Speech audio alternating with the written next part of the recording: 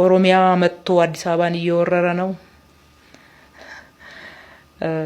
አዲስ አበባ እኮ ከ27 አመት በፊት ወይም ከ30 አመት በፊት 24000 ሄክታር ካሬ ሜትር ናት። እንደው ለመረጃ ብዬ ነው።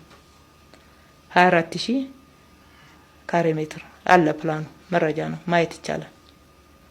ዛሬ 54000 ደርሳለች። 54000 ደርሳለች።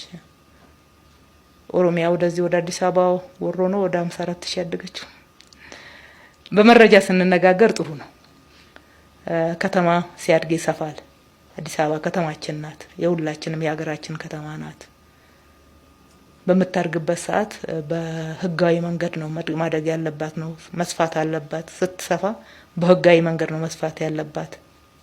ህዝቡን አካታች የሚሉት ፈረንጆቹ አካታች እድገት የሚሉት ኢንክሉሲቭ ዲቨሎፕመንት የሚሉት ያንን መርህ መከተል አለብን። ከተማ መጣልኝ እንጂ መጣብኝ መቆም አለበት ብለን ነው እየሰራን ያለነው።